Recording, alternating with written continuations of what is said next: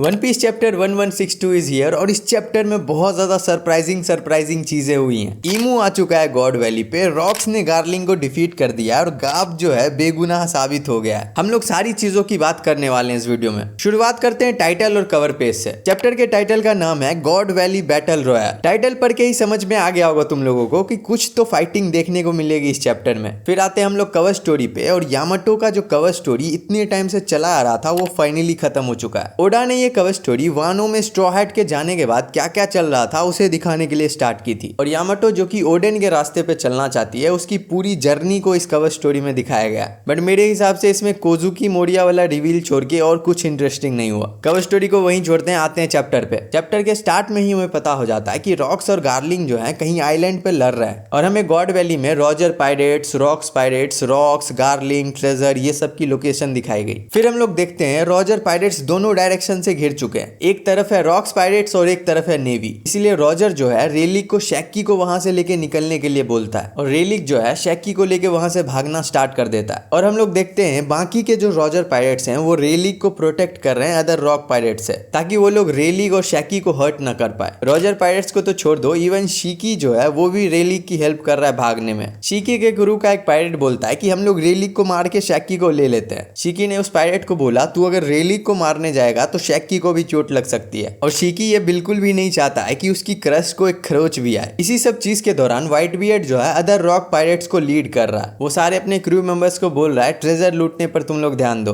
और इस चीज के बाद हमें रेलिक और शैकी के बीच का एक बहुत ब्यूटीफुल मोमेंट मिलता है, जहाँ पे रेलिक जो है टिपिकल रोमांस मूवी की तरह शैकी को बोलता है मुझे तुम्हें कुछ कहना है। शैकी का रिप्लाई आता है तुम्हें कुछ बोलने की जरूरत नहीं है, मुझे ऑलरेडी पता है। लाइक यही सेम चीज तो तुम लोगों ने कितनी मूवीज में देखी होगी। खैर ये अच्छा मोमेंट था। उसके बाद रेलिक जो है शैकी को सेफ्टी तक ले जा रहा है। फिर हम लोगों को इवानकोव और कुमा की सिचुएशन दिखाई जाती है, और ये सीन ऑलरेडी ओडा ने ड्रॉ किया हुआ है कुमा फ्लैशबैक के दौरान, जहाँ पे इवानकोव और कुमा का बस एक ही गोल था कि कैसे भी करके डेविल फ्रूट लेना और उसकी हेल्प से जितने ज्यादा लोग को फ्री कर सकते हैं उतने ज्यादा लोग को फ्री करना। और ये दोनों ही डेविल फ्रूट लेने में सक्सेसफुल भी हो गए थे। बट फिर वहां पे एंट्री हो जाती है बिग मॉम की, जो कि इवानकोव को टेडी बियर की तरह पकड़ती है और बैम दीवार में। बिग मॉम जो है इवानकोव से फ्रूट छीनने में सक्सेसफुल हो जाती है, और ये सब चीज इतनी तेजी से हो रहा है कि कुमा एक पल के लिए सरप्राइज हो गया, और बिग मॉम कुमा से भी फ्रूट छीनने ही वाली थी। बट इवानकोव ने कुमा को बोला कि कुछ सोचो मत, जल्दी से डेविल फ्रूट खा लो, और कुमा ने भी वैसा ही किया। बिग मॉम कुमा के हाथ से डेविल फ्रूट छीनने ही वाली होती है कि कुमा जो है डेविल फ्रूट खा लेता है। और इस चीज को देख के बिग मॉम को बहुत गुस्सा आता है, क्योंकि बिग मॉम का गोल था कि डेविल फ्रूट्स कलेक्ट करके अपने बच्चों को देना, जिसके कारण फ्यूचर में उसके बच्चे बहुत ज्यादा स्ट्रांग हो जाएंगे, और इसके बच्चे बहुत ज्यादा स्ट्रांग हो गए तो इसका क्रू भी बहुत ज्यादा स्ट्रांग हो जाएगा। बट जिस हिसाब से बिग मॉम के बच्चे होते हैं डेविल फ्रूट्स भी कम पड़ जाएंगे बिग मॉम के बच्चों के लिए। और फिर हमें देखने को मिलता है एक चैड मोमेंट फ्रॉम इवानकोव। इवानकोव कुमा को कह रही है कि अगर हम लोग एक पर्सन की भी जान बचाने में सक्सेसफुल हो गए तो वो हमारी विक्ट्री होगी।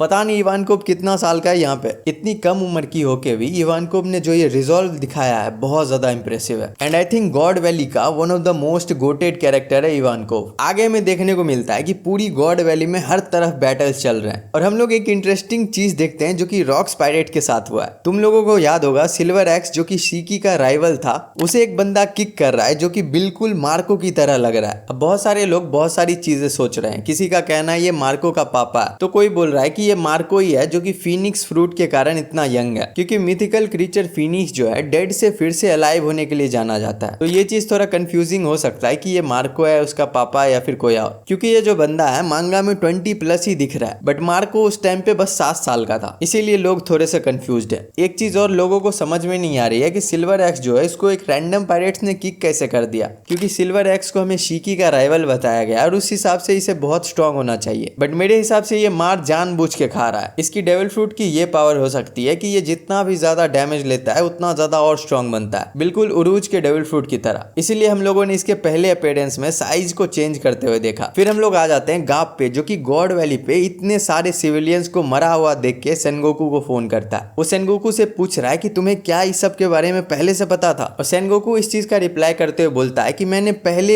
एक बार सुना हुआ था किसी अफसर से ये चीज, जो कि अपने रिपोर्ट में ये सब चीजें बता रहा था, बट उस टाइम के बाद से वो अफसर हमें कहीं नहीं दिखा। और ये सब सुन के गाप अपनी रियलिटी को क्वेश्चन कर रहा है। गाप के मन में अभी बहुत सारे इमोशंस बह रहे हैं। वो ये सब चीज को देख के कंफ्यूज्ड है, एंग्री है, अपने मोरल्स को क्वेश्चन कर रहा है। जब से रिवील किया गया था कि गॉड वैली में गाप और रॉजर ने मिलके रॉक्स को हराया है। तब से बहुत ज्यादा लोग हैं जो कि गाप को सिलेंडर किए जा रहे हैं। पूरे इंटरनेट पे, इंस्टाग्राम पे मीम्स भर चुके हैं जहाँ पे गाप को बुरा दिखाया जा रहा है कि गाप जो है स्लेव्स को स्लेव रखना चाहता है, उनको एस्केप करने नहीं देना चाहता है, और जो बंदा वहां पे अपनी फैमिली को बचाने आया है गाप उसके खिलाफ लड़ रहा है। तो ये सब चीजों को तुम लोग दूर से देखोगे तो गाप की इमेज कुछ ठीक नहीं लग रही है। बट इस चैप्टर में ये प्रूव हो गया कि गाप को God valley, human hunting contest, ये सब चीज के बारे में कुछ नहीं पता। वो तो बस बेचारा यहाँ पे रॉजर से लड़ने आया था, उसे क्या पता यहाँ हजारों हजार की संख्या में सिटीजन्स मरे पड़े। और ये चीज बहुत की मोमेंट है गाप के लाइफ में, क्योंकि गाप और ड्रैगन दोनों ने वर्ल्ड की रियलिटी अपने आंखों से देखी है। और ड्रैगन ने आगे जाके रिवोल्यूशनरी आर्मी स्टैब्लिश की, वहीं पे गाप जो है अभी भी मरीन्स के साइड है। हो सकता है गॉड वैली पे जब गाप ने ईमू को देखा होगा उसे लग गया होगा इस चीज से अकेले नहीं लड़ा जा सकता, इसीलिए वो जो है मरीन्स में ही रह के लोगों की हेल्प करना चाहता था। बट मुझे फिर भी ये गाप का डिसीजन कुछ पसंद नहीं आया। शायद इसी इंसिडेंट के बाद गाप ने सॉर्ड को एस्टैब्लिश किया होगा ताकि इसको मरीन्स के ऑर्डर्स का वेट ना करना पड़े या फिर मरीन्स के ऑर्डर को फॉलो ना करना पड़े। ये जिससे चाहे उससे लड़ सकता है, इवन योंको से भी। और हमें पता है मरीन्स लोगों का स्ट्रिक्ट कोड है, तुम्हें योंको को फाइट में एंगेज नहीं करना है, क्योंकि अगर तुम किसी योंको को फाइट में एंगेज कर रहे हो तो वो वार में कन्वर्ट हो सकता है, जो कि मरीन्स नहीं चाहती है। अब हम लोग आ जाते हैं रॉक्स वर्सेस गार्लिंग पे, और मेरे लिए इस चैप्टर का सबसे इंटरेस्टिंग पार्ट यही था। हमें देखने को मिलता है कि डेवी क्लैन के जो मेंबर्स हैं उन पे डोमी डिवर्सी यूज करके उन्हें डीमन में कन्वर्ट कर दिया गया है। और ये थोड़ा कंफ्यूजिंग पार्ट है मेरे लिए, क्योंकि ईमू जो है अभी तक गॉड वैली में आई भी नहीं है, तो इन लोगों को डीमंस में कन्वर्ट किसने किया? और इसका लॉजिकल एक्सप्लेनेशन ये है कि कोई और भी होली नाइट ये पावर पोजेस करता है। मे बी ये गुंको के डेविल फ्रूट की पावर है, या फिर गार्लिंग के पास भी वो पावर हो सकती है जिसको ईमू ने खुद दिया है। और इसी चीज के कारण डेवी क्लैन के मेंबर्स को गुंको या फिर गार्लिंग ने कन्वर्ट करके डीमंस बना दिया है। और रॉक्स जो है उन्हीं सारे डीमंस और गार्लिंग से फाइट कर रहा है। और अभी तक रॉक्स जो है रीजनरेशन को काउंटर करना नहीं जानता है। वो थोड़ा कंफ्यूज है कि ये डीमंस लोग मर क्यों नहीं रहे, और जब इसे लगता है इनको मारना एक वेस्ट ऑफ टाइम है तो ये अपनी वाइफ और बच्चे को लेके वहां से भाग जाता है। जेबेक जो है अपनी वाइफ को कंधे पे लेके वहां से भाग रहा है, और होली नाइट्स के दो मेंबर इंक्लूडिंग गार्लिंग और जितने भी ज्यादा डेवी क्लैन के डीमंस है वो सबके सब रॉक्स को फॉलो कर रहे हैं। और जो डेवी क्लैन के मेंबर्स जो कि डीमन बने हैं उसमें रॉक्स के पापा और ग्रैंड मदर भी थी। हम लोग देखते हैं एरिस जो है रॉक्स को बोल रही है उसको नीचे रखने के लिए, बट रॉक्स उसे नीचे नहीं रख रहा है, उसको लेके भाग रहा है। और एरिस रॉक्स को सिचुएशन समझाती है कि इन लोगों के साथ क्या क्या हुआ,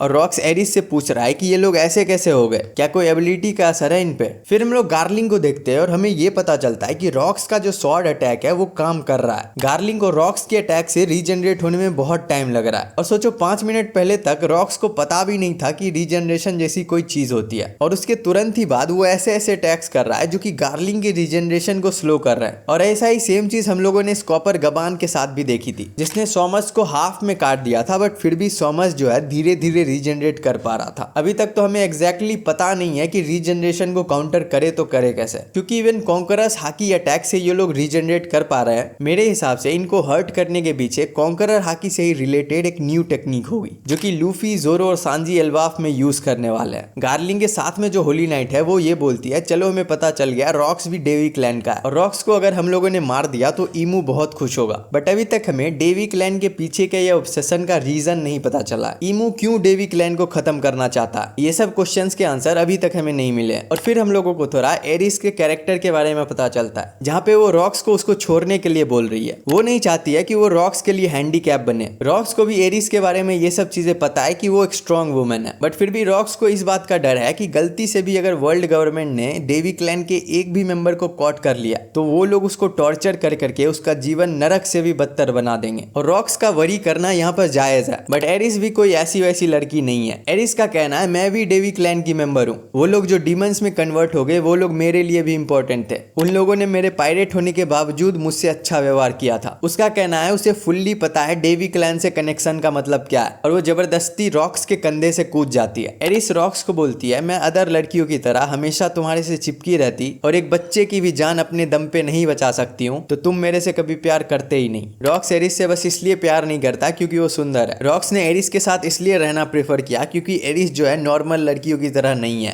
वो अपने लिए स्टैंड अप कर सकती है, अपने लिए लड़ सकती है। एरिस रॉक्स को बोलती है कि अगर उसे लगेगा कि कोई मुझे पकड़ने वाला है तो उससे पहले मैं टीच को भी मार दूंगी और खुद भी मर जाऊंगी। एरिस की भी थिंकिंग यहाँ पे सही है। एरिस का यहाँ पे कहना है कि हम लोग इस सिचुएशन से तभी निकल सकते हैं जब हम लोग स्प्लिट अप हो जाए, जो कि एक्चुअली बहुत ज्यादा स्मार्ट मूव है, क्योंकि हम लोगों ने ये ऑलरेडी कितनी बार देख रखा है। ओडेन जो है काइदो से इसलिए हारा क्योंकि उसकी बच्चे की जान खतरे में थी, और गबान जो है गुंको गुंको के सामने में इसलिए गिव अप करता है क्योंकि उसकी बच्चे की जान खतरे में थी। वन पीस में जब कोई किसी को प्रोटेक्ट करने के लिए लड़ रहा होता है और जो पर्सन को वो प्रोटेक्ट करना चाहता है वो आसपास ही है, तो ये चीज उसके लिए बहुत बड़ा डिसएडवांटेज है, क्योंकि एनिमीज फिर आपके वीक लिंक यानी आप जिसको प्रोटेक्ट करना चाहते हैं उस पर अटैक करते हैं और आपको एनिमीज से भी लड़ना पड़ता है और अपने लव्ड वन को प्रोटेक्ट भी करना पड़ता है। और ये चीज किसी भी फाइटर के लिए थोड़ी सी डिफिकल्ट है और एरिस ये समझती थी। फाइनली जब एरिस अपने रास्ते चली जाती है तब रॉक्स एकदम फ्री हो जाता है और सबसे पहला अपोनेंट जो कि उसके सामने आता है वो है गार्लिंग। जेबेक जो है अपने स्वॉर्ड से एक स्लैश यूज करता है जो कि लिटरली आइलैंड को दो पार्ट में डिवाइड कर देता है, एक पार्ट में जहां पे एरिस भाग रही है और एक पार्ट में जहां पे रॉक्स और गार्लिंग है। और इस चीज के बाद रॉक्स और गार्लिंग में फाइट शुरू हो जाती है। फिर हम लोग देखते हैं बिग मॉम ने जो फ्रूट इवानकोव से छीना था वो उसे काताकुरी को देना चाहती थी, बट काइडो का इस चीज पे रिएक्शन था कि तुम बस एक सेकंड रुक जाओ। काइडो लिटरली बिग मॉम पे जंप करता है और बिग मॉम को अपनी बागुआ से एक बहुत जोरदार अटैक करता है और इस अटैक के कारण बिग मॉम जो है दूर जाके गिरती है और काइडो उसी चीज का फायदा उठा के बिग मॉम का जो ये फ्रूट है उसे खा जाता है। और भाई तुम लोग इसका फेस देखो जो कि ये फ्रूट खाते खाते बना रहा है। और तुम लोगों के घर में अगर भाई बहन है तो तुम लोगों ने भी ये फेस जरूर देखा है। जब तुम्हारा भाई या फिर तुम्हारी बहन कुछ खा रही होती है और तुम भी उससे थोड़ा सा मांगते हो तो वो लोग तो सबसे पहली बात तुम्हें खाने के लिए कुछ देंगे नहीं, ऊपर से वो लोग काइदो जैसा ही फेस बना के तुम्हें चिढ़ाते चिढ़ाते खाते हैं। और काइदो भी अभी बिग मॉम के साथ बिल्कुल वैसा ही कर रहा है और बिग मॉम के गुस्से से कॉन्करर हाकी का एक बर्स्ट निकलता है। फिर हमें एक मस्त पैनल देखने को मिलता है जहाँ पे ड्रैगन जो है शैंक्स को लेके भाग रहा है और वहीं पे दूसरी तरफ एरिस जो है ब्लैक बियर्ड को लेके भाग रही है। और हमें तो शैंक्स और ब्लैक बियर्ड की राइवलरी पता ही है, तो फ्यूचर में जाके अगर ब्लैक बियर्ड और शैंक्स लड़ते हैं तो तुम्हें पूरा गॉड वैली याद आएगा कि कैसे ये लोग दोनों गॉड वैली पे ही पैदा हुए थे और कैसे इन लोगों की जान बचाई गई थी। फिर हमें देखने को मिलता है कि ट्रेजर रूम में क्या क्या चल रहा है, जहाँ पे गबान जो है एक दो और रॉजर पायरेट्स के साथ ट्रेजर के यहाँ पहुंच चुका है और वहीं पे अदर रॉक्स पायरेट्स भी पहुंच चुके हैं जो कि ट्रेजर के लिए वहां है। और गांजुई जो कि रॉक्स पायरेट का एक मेंबर है वो गब्बन पे एक अटैक यूज करता है और भाई गब्बन यहाँ पे बिल्कुल चिल है, एकदम भी सीरियस नहीं है। ये गांजुई का अटैक एक हाथ से ब्लॉक कर रहा है ऐसे जैसे इसको कोई फर्क ही नहीं पड़ता है उससे। और ये चीज तुम्हें शो करती है कि रॉजर पायरेट्स के दो जो मेन मेंबर्स हैं रेलिग और गब्बन वो उधर नॉर्मल रॉक पायरेट्स से बहुत ज्यादा स्ट्रॉन्ग है। फिर हम लोग देखते हैं मरीन्स लोग पायरेट से लड़ रहे हैं और गाब जो है वहां पे अभी तक सारी चीजों को क्वेश्चन कर रहा है, अपने जस्टिस को भी। और भाई जो स्लेव्स इस ह्यूमन हंट से बच के आइलैंड के शोर पे जा चुके हैं उन लोगों के लिए नेवी शिप्स जो है शोर पे लगी पड़ी है जो कि इन स्लेव्स पे कैनन फायर कर रही है। बिल्कुल ही ओहारा जैसा इंसिडेंट यहाँ पे भी हो रहा है। फिर हम लोग आ जाते हैं इस चैप्टर के एक और बहुत ज्यादा इंटरेस्टिंग पार्ट पे जहाँ पे सैटर्न को इमू टेलीपैथिकली कॉन्टैक्ट करता है। इमू सैटर्न से पूछता है कि रॉक्स मर चुका है क्या,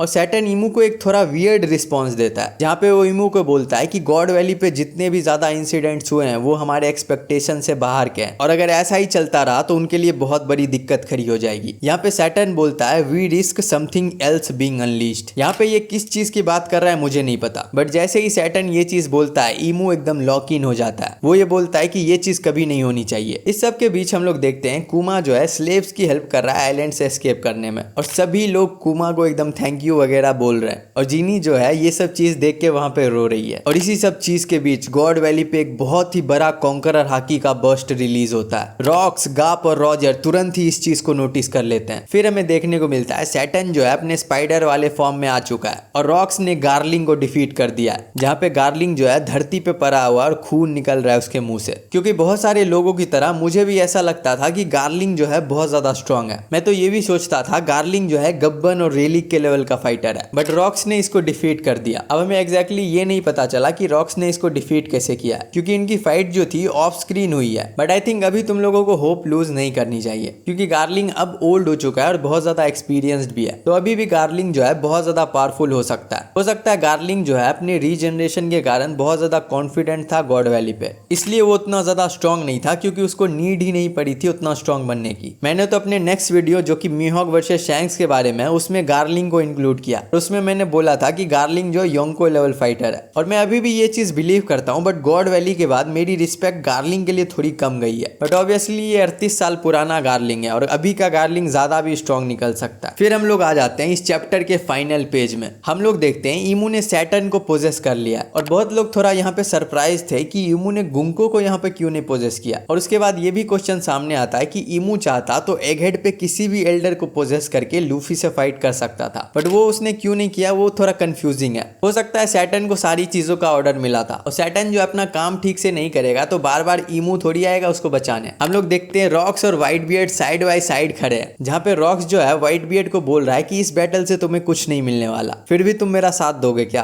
और वहीं पे व्हाइट बियर्ड जो है रॉक्स को बोलता है कि मैं तुम्हारे ही खाते पे इतने दिनों से दारू पी रहा था, तो इतना तो बनता है भाई। और हम लोग बैकग्राउंड में देखते हैं काइदो जो है अपना डेविल फ्रूट खा के खुशी से पागल हो गया। ऐसा नहीं होता कि अगर किसी बच्चे को कोई नया खिलौना मिलता है वो थोड़े टाइम तक सबको अपना नया खिलौना दिखाना चाहता है, बिल्कुल सेम टू सेम काइदो जो है व्हाइट बियर्ड और रॉक्स को अपनी एबिलिटी दिखा रहा है। और फिर हम लोग एक बहुत खतरनाक पैनल में देखते हैं जहाँ पे बीच में रॉक्स, लेफ्ट में ड्रैगन फॉर्म काइदो और राइट में व्हाइट बियर्ड, तीनों एक साथ खड़े हैं ईमू को फेस करने के लिए। इस सब चीज को देखते हुए व्हाइट बियर्ड जो है रॉक्स से पूछता है कि रॉक्स हम लोग किसके अगेंस्ट हैं अभी। और रॉक्स के जवाब से पहले हमें गाप और रॉजर दिखता है, जहाँ पे गाप पूरा सरप्राइज्ड हो चुका है कि इस आइलैंड पे आखिर चल क्या रहा है। और रॉजर जो है इस सिचुएशन में स्माइल कर रहा है क्योंकि उसके लिए एक के बाद एक एडवेंचरस ट्विस्ट हो रहे हैं इस आइलैंड पे। और फिर जो है हम लोग रॉक्स को देखते हैं जो कि व्हाइट बियर्ड के क्वेश्चन का आंसर करता है। रॉक्स एकदम स्माइल करते हुए ये बोलता है कि क्या पूछा तुमने, हम लोग किसके अगेंस्ट हैं? अगर मुझे कहना है तो मैं तुम्हें कहूंगा पूरी दुनिया के खिलाफ। और इसी क्लिफ हैंगर के साथ ये चैप्टर यहीं खत्म हो जाता है। ईमू वर्सेस रॉक्स व्हाइट बियर्ड काइदो का प्लॉट एकदम सेट हो चुका है। अब रॉक्स और गाप इस चीज के बीच कैसे आते हैं वो हमें देखना है। इस वीडियो के लिए इतना ही। अगर तुम्हें ये वीडियो पसंद आया तो मेरे चैनल को सब्सक्राइब करो और इस वीडियो को लाइक करो और हाइप करना मत भूलना। मैं ऐसे ही फ्यूचर में वन पीस कंटेंट लाते रहूंगा। Thanks for watching, see you in the next one.